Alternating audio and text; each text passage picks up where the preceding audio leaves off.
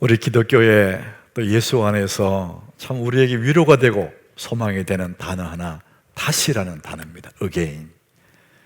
얼마든지 또 다시 시작할 수 있는 하나님의 은혜. 그래서 나는 다시 꿈을 꿀 수 있다.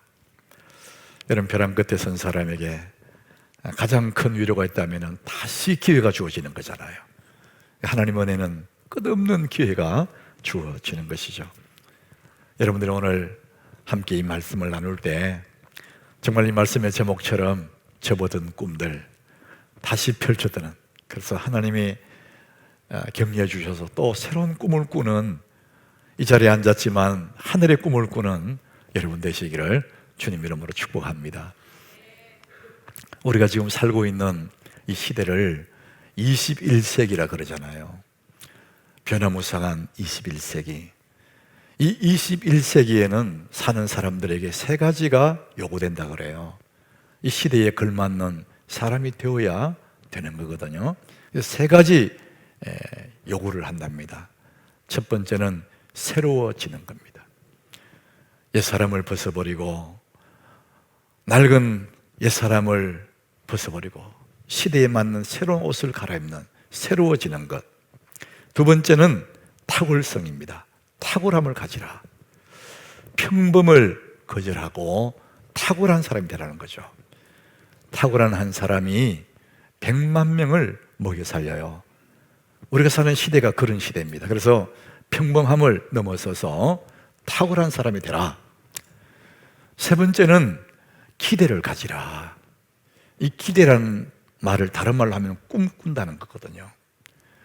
기대하는 사람, 꿈을 꾸는 사람, 그 사람이 한 시대의 리더가 될 수 있고, 지금 21세기 이 시대는 바로 꿈꾸는 사람들의 시대죠.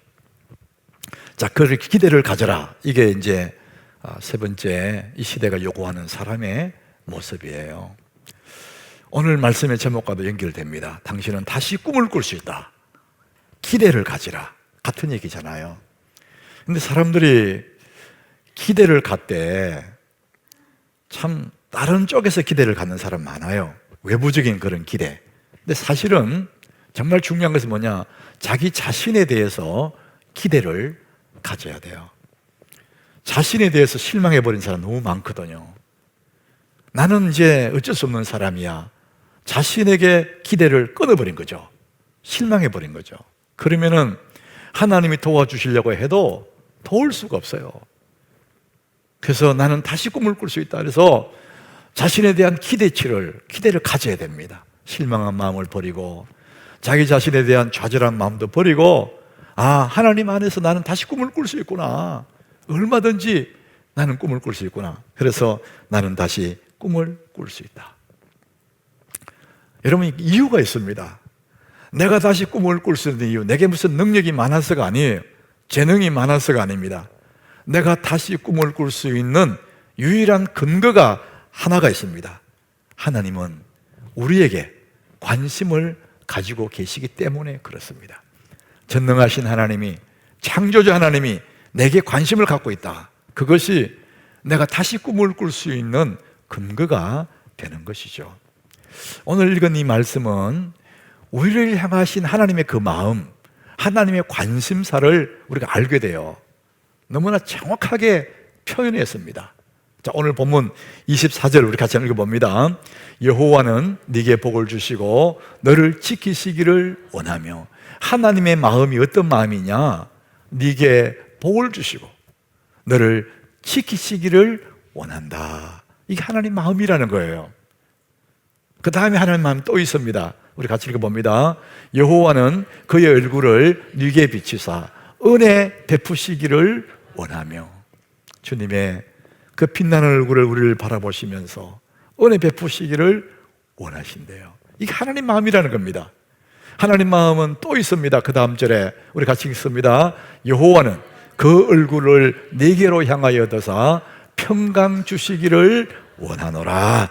하나님의 마음은 우리에게 지키시기를 원하시고, 우리에게 은혜 베푸시기를 원하시고, 평강을 주시기를 원하신다. 이렇게 말씀해요. 이것이 하나님의 마음이라는 거죠. 하나님은 그렇게 우리에게 관심이 많다는 거예요. 그럼에도 불구하고 우리가 어떤 일을 하다가 잘 안 되고 내가 바라지 않는 그런 일로만 흘러가고 내 바람은 잘 안 되고 이럴 때 자기도 모르게 그런 생각을 해요. 하나님은 내게 관심이 없는가 봐. 나는 하나님께 아무 관심 없는 존재인가 봐. 이런 생각을 하게 돼요. 그 당시에 이스라엘 백성들도 그런 생각을 했거든요. 이사야 40장 27절에 백성들이 그런 소리 하니까 하나님이 그 마음을 꿰뚫어 보신 거죠. 야곱아, 어찌하여 네가 말하며 이스라엘아 네가 이러기를 내 길은 여호와께 숨겨졌으며 내 송사는 내 하나님에게 벗어난다 하느냐. 이게 한마디로 말하면은 왜 내 사정을 하나님 모른다고 생각하느냐 이런 얘기죠. 하나님 내 사정에 관심이 없어서 하나님 내 사정을 모르시는 것 같아. 그런 생각하지 말라는 거예요. 하나님의 대답이 이겁니다. 이사야 49장 15절 우리 같이 읽어봅니다. 여인이 어찌 그 젖먹는 자식을 잊겠으며 자기 태에서 난 아들을 긍휼히 여기지 않겠느냐. 그들은 혹시 잊을지라도 나는 너를 잊지 아니할 것이라. 생각해 보라고. 여인이 어찌 그 젖먹이는 자식을 잊겠느냐.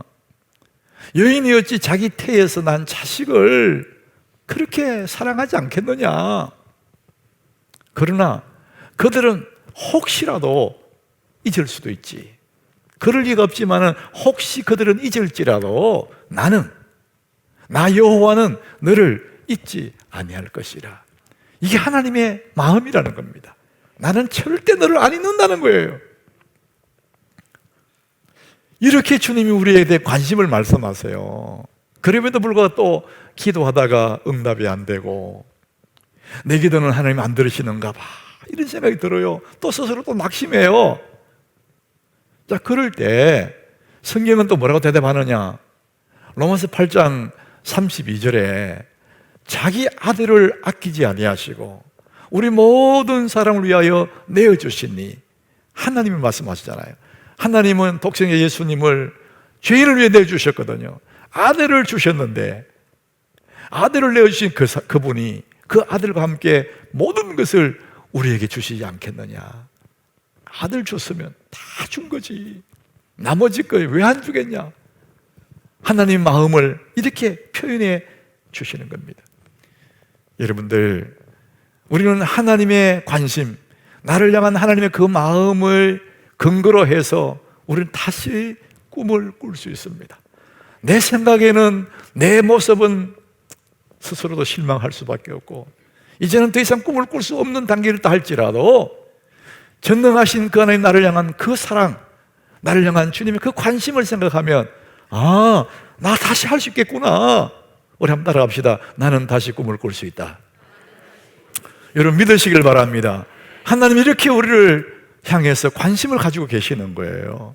뿐만 아니라 하나님은 우리에게 관심만 갖고 있는 것이 아니라 복 주시기를 원하십니다. 성경은 확실하게 얘기합니다. 하나님 우리에게 복 주시기를 원하신대요. 신명기 8장 16절에 하나님 마음을 표현합니다. 너희의 조상들도 알지 못하던 만나를 광야에서 네게 먹이셨나니. 광야 생활 했잖아요, 이 사람들이. 그것은 다 너를 낮추시고 너를 시험하사 마침내 네게 복을 주려 하심이었느니라. 지금 복 주면은 교만해질까 봐, 지금 복 주면 그 복이 아니고 독약이 될까 봐 하나님이 낮추고 테스트하고 시험하고 훈련시킨 다음에 그 목표가 다 있다는 거예요. 그건 그 자체가 하나님의 의도가 있는 것이 아니라 그렇게 한 다음에 마침내 네게 복을 주려 하시면느니라. 하나님은 우리에게 복을 주시기를 원하세요. 여러분, 우리는 복을 받아야 사는 존재거든요. 하나님은 복을 주시는 분이에요. 근데 또 어떤 분들은요, 교회 가서 맨날 복 얘기만 한다 이런 분이 있어요. 제가 묻고 싶어요. 그러면 우리가 어디 가서 복을 받나요? 하나님께 나와서 복을 못 받아 어디 가서 복을 받나요? 하나님은 우리에게 마침내 네게 복을 주려 하심이라 이렇게 했습니다. 여러분, 이 하나님의 복은요, 사모하는 자에게로 흘러갑니다. 이게 원리입니다, 원리.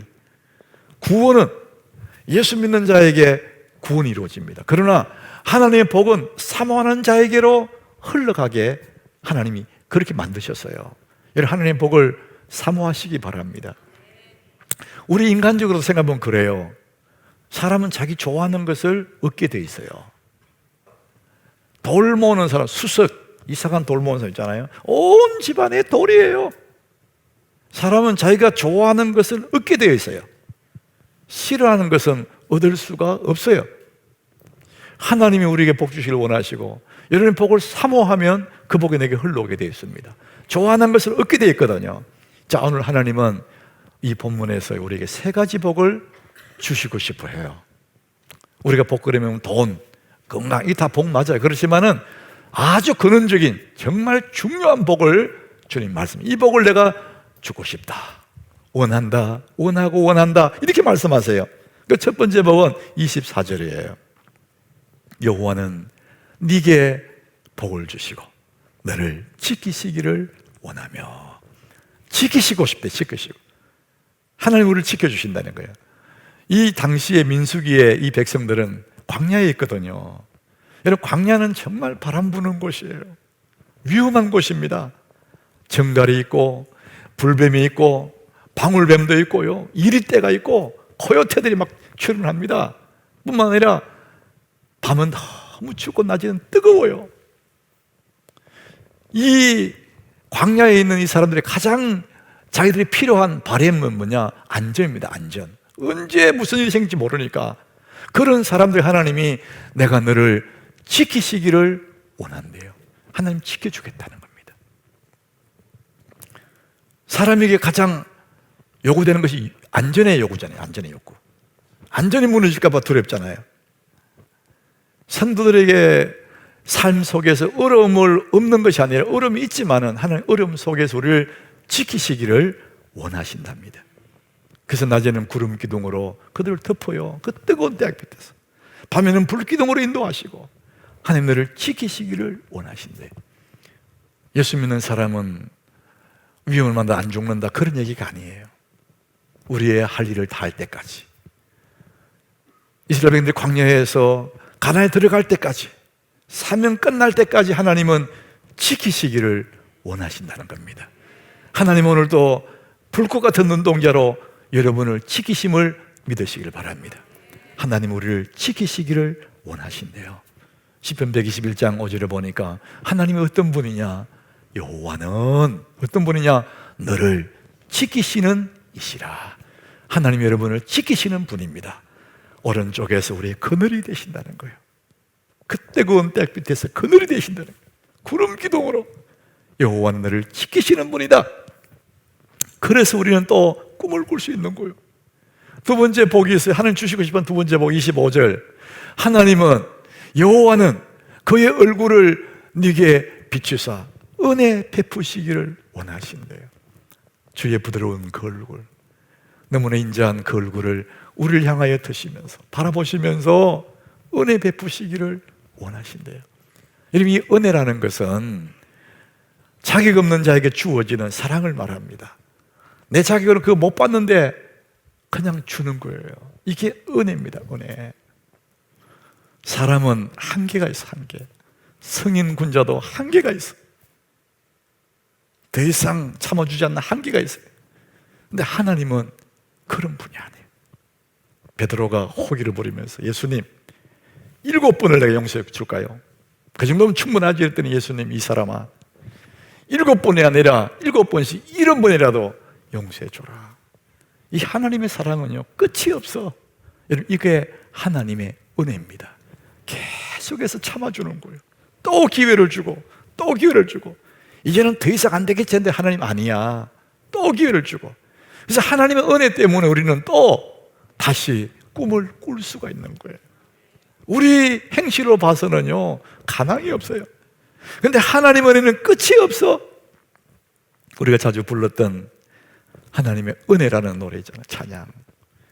내가 누려왔던 모든 것들이, 내가 지나왔던 모든 시간이, 내가 걸어왔던 모든 순간이 당연한 것이 아니라 은혜여서.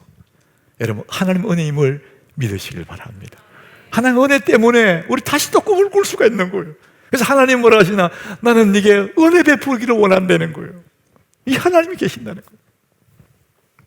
세 번째 하나님 주시고 싶은 복이 있어요. 26절입니다. 여호와는 그 얼굴을 네게로 향하여 드사 평강 주시기를 원하노라. 하나님은 세 번째 주고 싶은 복이 뭐냐? 평안을 주고 싶대요. 평강. 우리가 산적해 있는 문제 앞에서도 우리는 자꾸 그 문제 때문에 어렵다고 생각해요. 근데 우리 마음에 평안을 주시면 그 모든 문제가 되지 않습니다. 여러분, 반대로 모든 게 문제가 없다 할지라도 마음이 불안하고 두렵고 마음에 조급증이 생각하면 괴로워요. 그래서 주님은 우리에게 평강을 주시기를 원하신대요. 마음 깊은 곳에 샘물같이 올라온 그 평안, 이거는 누구도 흉내낼 수 없는 그 평안을 주님이 주시기를 원하신대요. 하나님의 그 평안은, 하늘에서 내려오는 그 평안, 우리의 마음에 그 평안이 오면은 어떤 문제도 문제가 되지 않습니다. 다 이길 수가 있습니다. 하나님은 그 평안을 주시기를 원하신답니다. 내가 평강 주시기를 원하노라. 하나님은 그렇게 말씀합니다. 예수님도 요한복음 14장 27절에서 예수님 말씀합니다. 평안을 너희에게 끼치노니 곧 나의 평안을 너희에게 주노라. 내가 너희에게 주는 것은 세상이 주는 것 같지 아니하니라. 너희는 마음에 근심하지도 말고 두려워하지도 마라. 여러분, 주의 평안을 누리시길 바랍니다. 어떤 어려움에서도 주의 평안이 내 속에 있으면 다 이길 수 있습니다. 휘파람 불면서 이길 수 있습니다. 내가 너에게 평안을 주노라. 나의 평안을 너에게 준다. 이렇게 말씀. 하나님 우리에게 평강의 복을 주시기를 원하십니다. 자, 여러분, 하나님은 모든 것을 준비했습니다. 우리로 하여금 다시 꿈을 꿀 수 있고 다시 시작할 수 있도록 모든 것을 다 준비해놨습니다. 문제는 뭐냐? 내가 문제예요. 우리 스스로가 일어서지 않습니다. 내 스스로가 꿈을 꾸지 않습니다. 포기해버렸잖아요. 그래서 여러분, 우리는 이 하나님의 은혜 앞에서 우리 마음에 접어든 그 꿈들을 다시 펼치셔야 됩니다. 멈춰버린 그 꿈들을 다시 펼쳐내셔야 됩니다. 여러분, 몇 번 하다가 안 된다고 포기해버린 그 꿈들을 다시 펼칠 때 하나님은 그 꿈에 복을 주실 줄로 믿습니다. 여러분들 오늘 말씀 듣고 다시 펼치셔야 돼요. 우리 교회 제가 부임해서 지금까지 어느 한 시간도 하나님의 사랑, 하나님의 꿈, 여러분의 미래에 대한 얘기 안 한 적이 없습니다.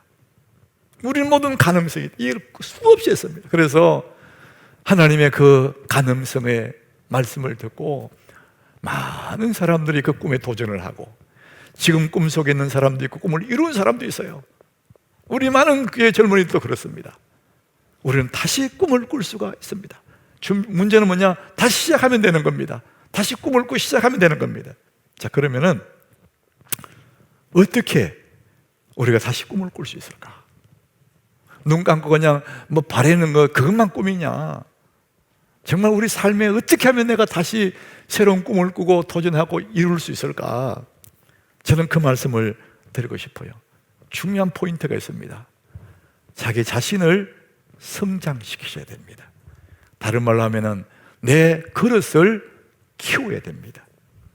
그릇만큼만 담을 수 있는 거예요.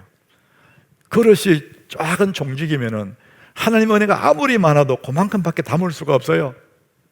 그릇이 크면 큰 만큼 담겨집니다. 그릇만큼 담을 수 있고 아는 것만큼 보여집니다. 문제는 하나님께 있는 것이 내게 문제입니다. 여러분, 그릇을 키우셔야 됩니다. 어떻게 키웁니까? 공부하셔야 됩니다. 공부 그러면 머리 흔드는 사람이 있어요. 아유, 내가 뭐 이 나이에 무슨 뭐 대학 가나? 이 나이에 무슨 대학원 하나? 그런 얘기가 아니에요. 공부를 해야 된다. 그 말은 실력을 키우는데 공부를 해야 되는데 대학 가는 그런 공부가 아니고 여러분 자신의 하는 일 그 방면에 책을 읽으셔야 돼요. 어떤 방면에도 자기 하는 그 방면에 그릇을 키우려면은, 실력을 쌓으려면 책을 읽으셔야 돼요. 여러분 방면에 그 책을 100권을 읽으면은요, 그 방면에 전문가가 된다 그래요. 감동을 받았는데 해야지 맘먹었는데 실제로 행동을 하는 사람은 10% 미만이래요. 자, 그래서 결심과 행동 사이를 가로막는 게 있대요. 내가 결심했어요. 뭘 하려고 하는데 이 사이 가로막는 게 있답니다. 그게 뭘까? 제가 몇 주 전에 이 주보 칼럼을 썼습니다. C.S. 루이스의 악마의 편지, 그것을 제가 인용한 내용이 있어요. 어떤 신사가, 이분의 좋은 습관이 뭐냐, 도서관에 가서 책을 읽는 거예요. 한 주에 한 번 정도 도서관에 책을 읽는 건데, 어느 날 이 신사가 도서관에서 책을 뽑아서 책을 이렇게 보는데 자기 눈에 종교 서적이 눈에 띄어서요, 그 순간에 마음에 하나님이 어떤 분이실까, 하나님에 대한 관심이 일어나기 시작했어요. 그럴 때 사탄이 그 마음에 찾아와요. 그런 골치 아픈 생각은 무엇 때문에 하니? 곧 점심시간인데 쓸데없는 생각하지 말고 밥이나 먹어. 점심시간에 밥 먹으러 가자. 밥 먹으러 간 거예요. 잊어버리고 밥 먹다가 또 생각이 난 거예요. 하나님이 어떤 분일까 생각하는 그 순간에 다시 마귀가 찾아옵니다. 사탄이 찾아와서 이렇게 말해요. 밥 먹는데 소화 안 되게 뭘 그런 생각을 해. 우선 밥이나 먹어. 그게 또 생각을 버린 거예요. 열심히 밥을 먹었어요. 밥을 먹고 식당에 나오는데 하나님에 대한 생각이 또 나는 거예요. 하나님 어떤 분이실까? 궁금증이 생기는 거예요. 그때 마귀가 또 적시로 또 얘기합니다. 그런 생각은 한가할 때 해도 돼. 너 오늘 할 일 많잖아. 집에 가서 일 다 끝내놓고 다른 날 생각해. 결국은 이 신사는 하나님에 대한 정보를 하나도 얻지 못한 채로 도서관을 나와서 집으로 걸어가요. 그래서 집으로 돌아가고 있는 이 신사의 뒷모습을 사탄이 쭉 바라보면서 회심의 미소를 짓는다 그래요. 사탄이 승리한 거죠. 사탄의 전략은 미루게 하는 겁니다. 이게 사람의 속성이기도 하고 인간의 습성이기도 해요. 그럼 거기에 사탄의 전략이 숨어 있습니다. 3일 안에 시작하고 30일을 지속하고 강화시키고 말이죠. 3년 동안 이 일을 계속해 나가면은 어떤 방면에도 이 사람은 정말 새로운 인생을 살아가게 된다는 겁니다. 사랑하는 여러분, 여러분은 다시 꿈을 꿀 수가 있습니다. 하나님이 다 준비해 놓으셨습니다. 다시 우리에게 은혜를 베푸시면서 또 다시 기회를 주십니다. 우리 하나님 마음을 우리 27절에서 한번 읽어보겠습니다. 우리 결론적인 말씀 같이 읽습니다. 그들은 이같이 내 이름으로 이스라엘 자손에게 축복할지니 내가 그들에게 복을 주리라. 이게 그들을 두 번 나오잖아요. 그들은 이같이 내 이름으로 이스라엘 자손에게 축복할지니, 여기서 그들은 아론과 그의 자손들이에요. 제사장입니다. 제사장이 축복하면 그 다음에 내가 그들에게 복을 주리라. 그들이 누구냐? 이스라엘 백성들입니다. 제사장이 축복하면 나는 그들에게 복을 준다. 이것이 하나님의 마음이고 약속이에요. 여러분, 저는 제사장은 아니지만 그래도 하나님의 담임 목사니까 저를 중심해서 우리 하나님의 모든 교역자들이 여러분을 위해서 끝없이 기도하고 여러분을 축복할 거예요. 그러면은 하나님이 그걸 들으시고 그들이 같이 내 이름으로 이스라엘 자손에게 축복할지니 내가 그들에게 복을 주리라. 이것이 약속입니다. 여러분, 하나님의 약속이 있잖아요. 하나님의 말씀이 있지 않습니까? 그러므로 여러분 다시 꿈을 꿀 수가 있습니다. 여러분 힘을 내셔서 하늘의 끝자락에 새로운 꿈을 가슴에 품고 여러분 멋진 인생을 만들어가는 우리 하나님의 교우들 다 되시기를 예수님 이름으로 축복합니다.